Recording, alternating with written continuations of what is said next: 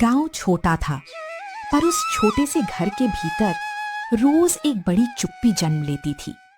उसी घर में रहती थीं दो बहनें, रेखा और सुरेखा। खून एक, आंगन एक, मगर किस्मत जैसे दो अलग रास्तों पर चल पड़ी थी। अभी आंगन भी बुहारना है, फिर बर्तन मांजने हैं, फिर कुएं से पानी। बस दिन शुरू होते ही खत्म हो जाता है। रेखा, हाथ तेज चला, धूप चढ़ गई तो कपड़े कब सूखेंगे? हाँ माँ, करती हूँ। दीदी, मैं पानी भर लाऊं क्या? तुम सुबह से लगी हो। नहीं, तू स्कूल की तैयारी कर, देर हो गई तो फिर तुझे भी सुनना पड़ेगा। सुरेखा तैयार हुई कि नहीं? पढ़ने लिखने वाली लड़की को ढंग से निकलना चाहिए। जी बाबूजी, बस हो गया। और तू, तेरे बस का पढ़ना तो है नहीं, कम से कम घर का काम तो ठीक से किया कर। जी, रेखा ने जवाब छोटा दिया, क्योंकि उसने सीख लिया था कि इस घर में उसके शब्दों की कीमत बहुत कम है। उसकी चुप्पी ही उसका बचाव थी। अरे मेरी बिटिया, तेरी चोटी तो कितनी सुंदर लग रही है। जरा ठहर, तेरे माथे पर काला टीका लगा दूं? माँ, दीदी ने अभी तक कुछ खाया भी नहीं। उसे पहले काम निपटाने दे, खाने से पहले काम होता है। मुझे भूख नहीं है माँ। झूठ बोल रही हो दीदी, सुबह से कुछ नहीं खाया तुमने। सुरेखा, तू हर बात में बीच में मत बोला कर। तेरे स्कूल का समय हो रहा है। हाँ, हमारी सुरेखा पढ़ लिख कर नाम रोशन करेगी। सबकी किस्मत एक जैसी नहीं होती। मैं पानी रखाती हूँ। ये शब्द रेखा के लिए नए नहीं थे।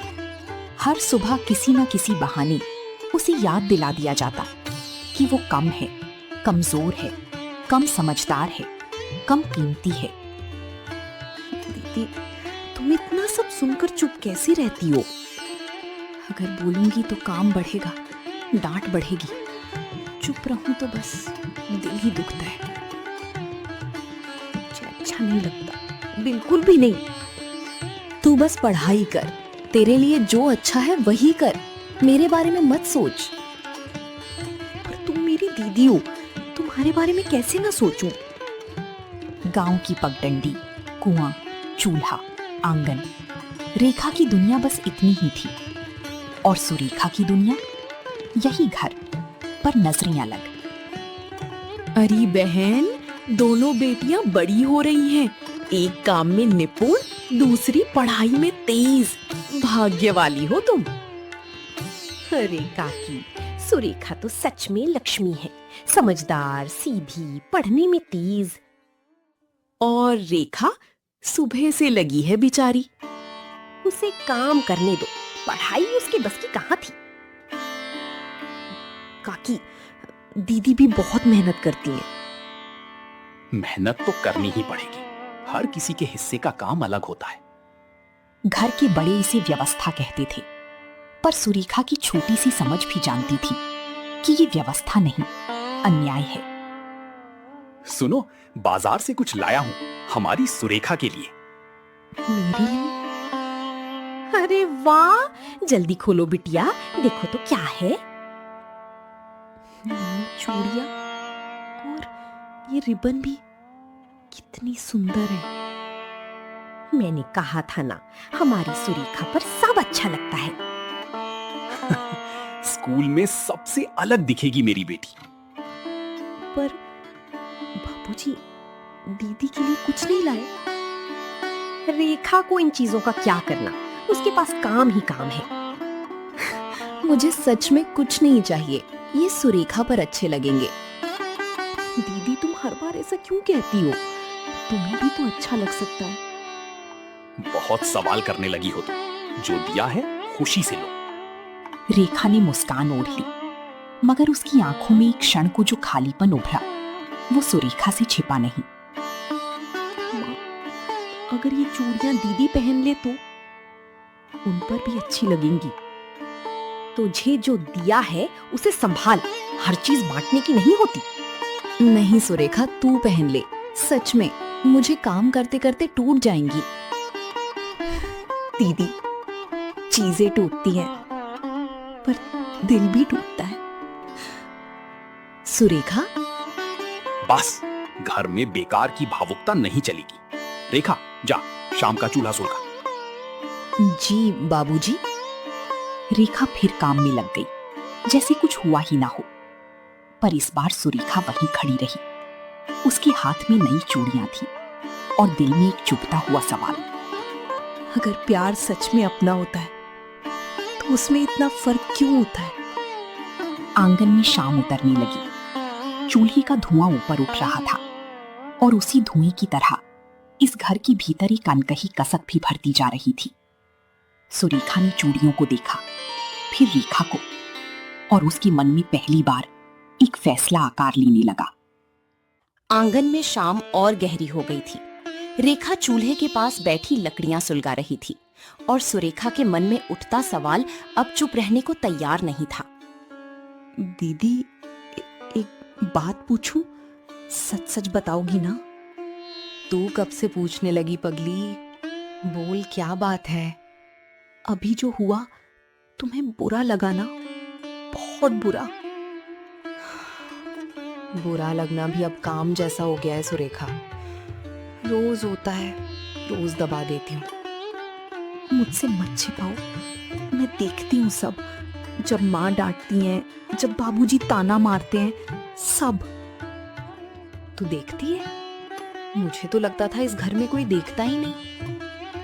पहली बार रेखा ने अपनी छोटी बहन की आंखों में सिर्फ दया नहीं, समझ देखी, और वही समझ उसके भीतर दबे शब्दों को बाहर लाने लगी। कभी कभी लगता है मैं इस घर की बेटी नहीं, बस काम करने वाली हूँ। सुबह से रात तक हाथ चलते रहते हैं, पर किसी को मेरा चेहरा तक याद नहीं रहता। ऐसा मत कहो दीदी, तुम हो तो घर चलता है। घर चलता है, हाँ, पर मेरा मन वो कब का रुक गया है। तुमने कभी माँ से कहा नहीं? कहा था, एक बार नहीं, कई बार, पर हर बार यही सुनने को मिला। पढ़ाई में कमजोर, काम में ढीली, ऊपर से जवाब देती है। फिर मैंने बोलना छोड़ दिया। और मैं हर बार नई चीज लेती रही। मुझे लगा अगर मना करूंगी तो घर में और झगड़ा होगा। तूने कुछ गलत नहीं किया। गलती तेरी नहीं है सुरेखा, तू तो बस प्यार बांटना चाहती है। नहीं दीदी, आप चुप रहना भी गलत लगेगा। क्या करेगी तू?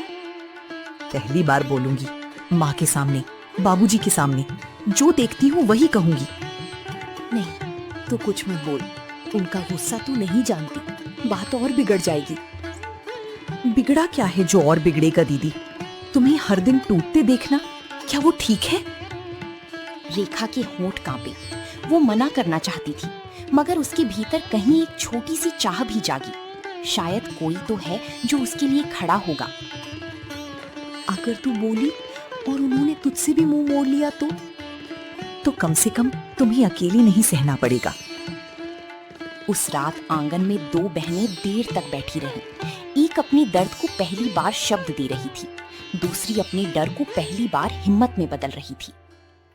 चल अब सो जा, सुबह फिर बहुत काम होगा।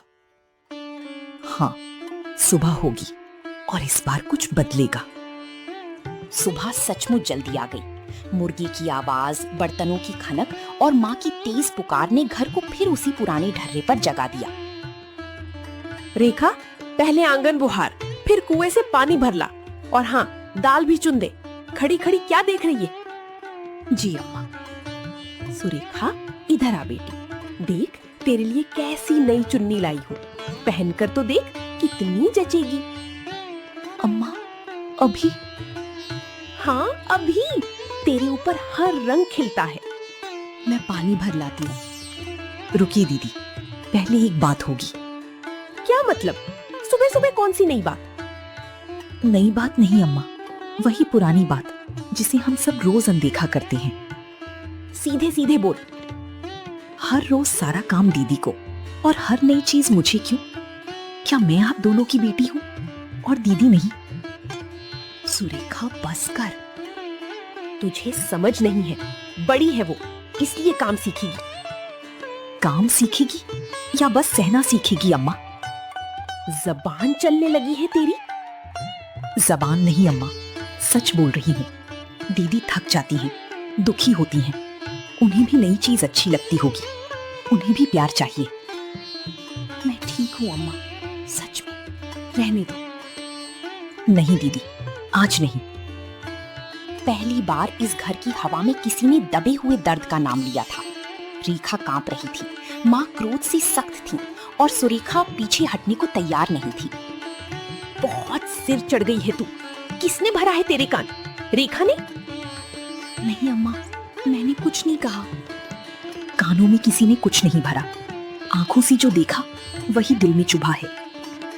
तो अब तू हमें सिखाएगी कि बच्चों से कैसा बर्ताव करें। अगर बर्ताव से एक बेटी रोज रोए तो हाँ, कहूंगी कि वो गलत है। उसी क्षण दरवाजे पर किसी के रुकने की आवाज आई। दोनों बहनों ने एक साथ उधर देखा। बाबूजी खेत से लौट आई थी और लगता था उन्होंने आखिरी बात सुन ली थी। अच्छा, तो अब इस घर में मेरे सामने फैसले भी होने लगे हैं। दरवाजे पर खड़े बाबूजी की आंखों में ऐसा सख्तपन था कि आंगन की हवा तक थम गई। अभी अभी उठी आवाजें अब भीतर दब गई थीं, पर जो बात कह दी गई थी वो लौटने वाली नहीं थी। तो अब मेरे घर में मुझे ही कटघरे में खड़ा किया जाएगा। छोटी सी लड़की मुझे इंसाफ सिखाएगी। देख लिया आपने, इससे अब हमारी कोई इज्जत ही नहीं रही।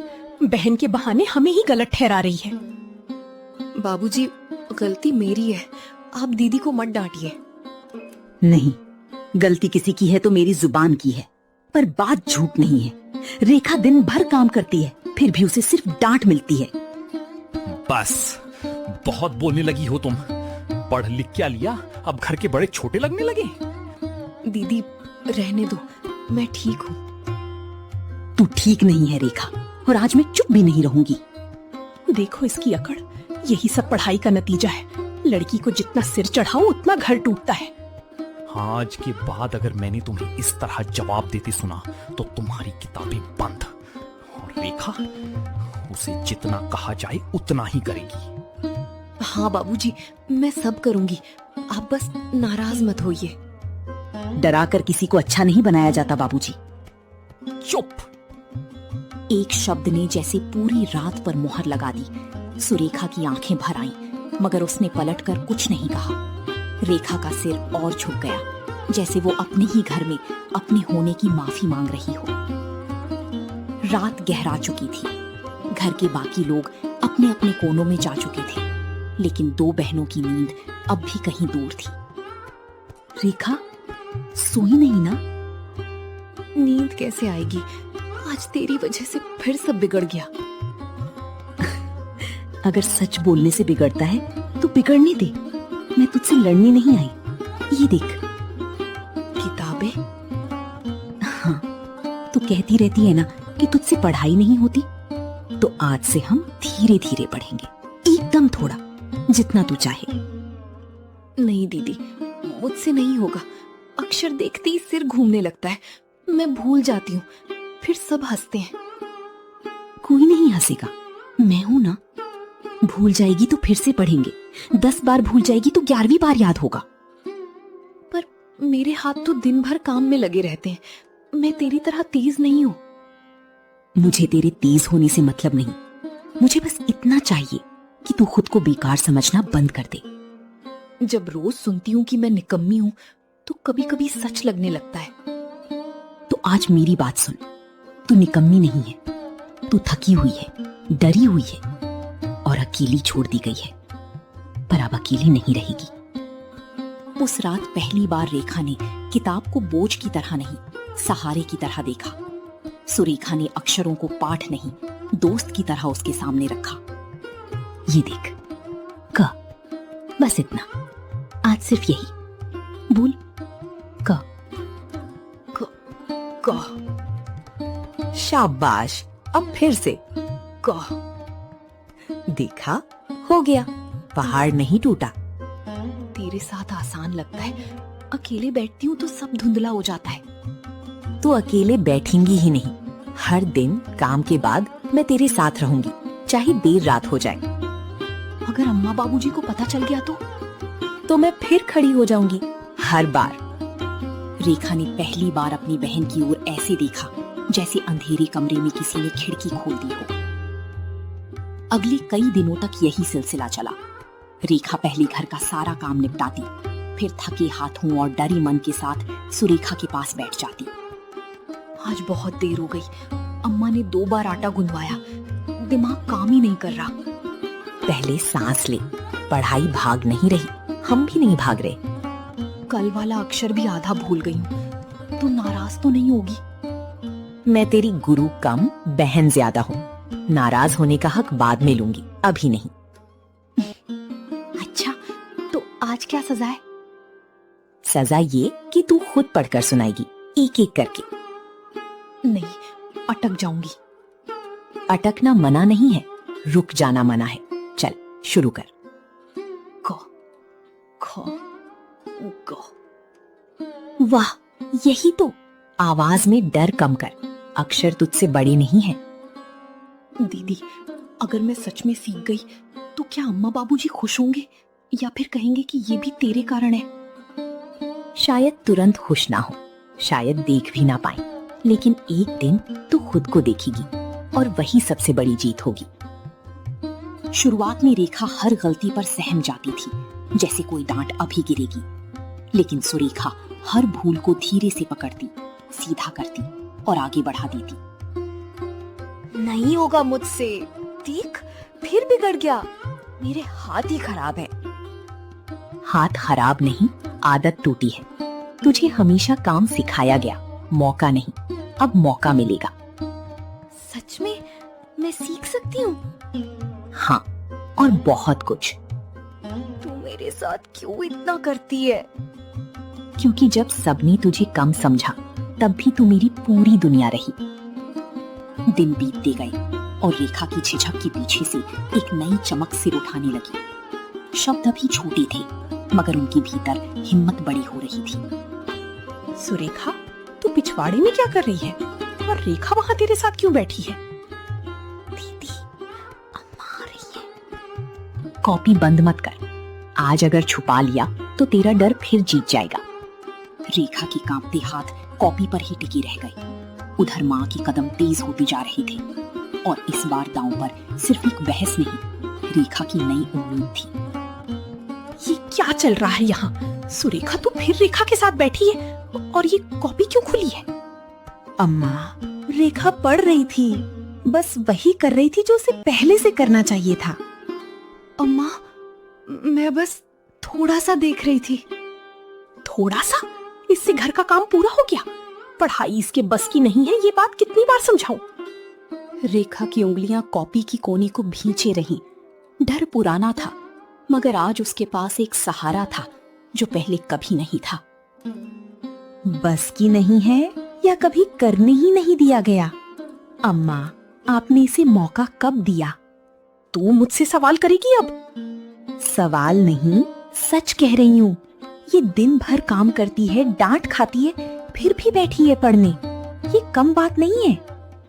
शाम होते ही घर में बहस क्यों मची है? देखो ना, तुम्हारी लाडली सुरेखा अब रेखा को पढ़ाने बैठी है। इसे पढ़ाकर क्या होगा? कल फिर 2 सवाल में अटक जाएगी। कोशिश कर रही हूँ बाबूजी। और यही सबसे बड़ी बात है, कोशिश कर रही है। जब सब इसे गिरा रहे थे तब भी। उस रात आंगन में कोई फैसला नहीं हुआ, पर एक रेखा जरूर खिंच गई। एक तरफ पुरानी सोच थी, दूसरी तरफ 2 बहनों की जिद।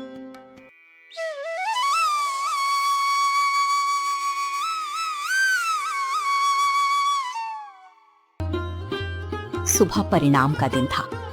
रेखा के लिए ये सिर्फ नंबरों का कागज नहीं, अपने बारे में पहली बार सच जानने का मौका था। दीदी, अगर मैं फिर से पीछे रह गई तो फिर से पढ़ेंगे, लेकिन पहले देख तो सही। डर हमेशा सच नहीं होता। सब बच्चे शांत हो जाओ, मैं एक एक नाम पढ़ूंगा। मेरा नाम पहले पढ़िए मास्टर जी। अरे तेरा तो हर बार वही हाल होता है। इस बार जिसने मुझे सबसे ज्यादा खुश किया है वो है रेखा। मैं? हाँ तू। सुन, आगे भी सुन। रेखा ने बहुत अच्छा प्रदर्शन किया है। नंबर ही नहीं, उसकी लिखावट, समझ और मेहनत तीनों में साफ फर्क दिख रहा है। अरे रेखा ने? वो तो चुप रहती थी, उसने इतना अच्छा किया।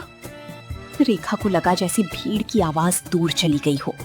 उसके कानों में बस एक बात गूंज रही थी, रेखा ने बहुत अच्छा किया है। याद रखो, जो बच्चा रोज थोड़ा थोड़ा आगे बढ़ता है वही सच में जीतता है। रेखा उसकी मिसाल है। मास्टर जी, सच में मैं इतनी बुरी नहीं हूँ। बुरी? अरे तुमने खुद को मौका दिया इसलिए चमकी हो। मेहनत कभी धोखा नहीं देती। देखा, मैंने कहा था ना, तेरे अंदर रोशनी है। दीदी, पहली बार लग रहा है कि मैं भी कुछ कर सकती हूँ। ये सिर्फ परिणाम नहीं था, ये उस लड़की की वापसी थी जिसे बरसों से ये समझाया गया था कि वो किसी लायक नहीं। आ गई? क्या हुआ स्कूल में? अम्मा, आज मास्टर जी ने सबके सामने रेखा की तारीफ की, कहा कि इसने बहुत अच्छा किया है। रेखा की? जी, मेरे नंबर अच्छे आए हैं। अच्छे? मतलब कितने? ये देख लीजिए। ये तो सच में ठीक नहीं, बहुत अच्छे हैं। घर में पहली बार ऐसी चुप्पी उतरी जिसमें ताना नहीं था, जैसे शब्द सबके पास थे मगर निकल कोई नहीं पा रहा था। मास्टर जी ने सच में सबके सामने तारीफ की? हाँ अम्मा, क्योंकि रेखा ने मेहनत की और क्योंकि उसे बस एक मौका चाहिए था।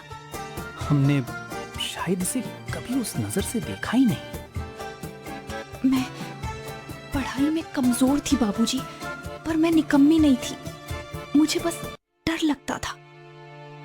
रेखा, हमने तुझे बहुत डांटा, हर बार सुरेखा से तेरा मुकाबला किया, ये गलत था।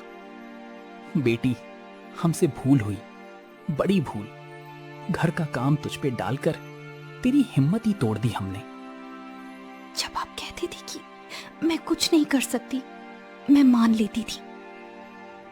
अब मत मानना, अगर तू चाहे तो हम बदलना चाहते हैं, सच में।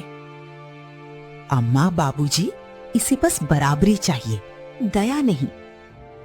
बराबरी ही मिलेगी आज से। और पढ़ाई भी करेगी, बिना छुपे, बिना डरे। तो क्या मैं शाम को काम के बाद नहीं पढ़ाई के लिए पहले बैठ सकती हूँ? हाँ, पहले पढ़ाई, काम हम बांट लेंगे। रेखा ने ये सुनकर सिर्फ राहत नहीं महसूस की, उसे लगा जैसे उसके भीतर बरसों से बंद एक दरवाजा आखिर खुल गया हो। और हाँ, मेरी कॉपी चुराकर मत पढ़ना, अब अपनी नई कॉपी मिलेगी। नई कॉपी ही क्यों, पूरा बस्ता मिलेगा। सच? जिस घर में बरसों तक तुलना बोई गई थी, वहीं पहली बार बराबरी का बीज रखा गया। दीदी, मेरी जीत नंबरों की नहीं है, मेरी जीत ये है कि तूने मुझे खुद से हारने नहीं दिया। और मेरी जीत ये है कि आज तू खुद अपनी आवाज में बोल रही है। हमें माफ कर दे रेखा, अगर कर सके तो। दर्द भूला नहीं है अम्मा, पर अगर आप सच में बदलेंगी तो मैं भी दिल से कोशिश करूंगी। बस इतना ही काफी है बेटी। उस शाम घर वैसा ही था, वही आंगन, वही दीवारें, वही लोग। फिर भी सब कुछ बदल चुका था, क्योंकि पहली बार रेखा को उसके हिस्से का सम्मान मिला था।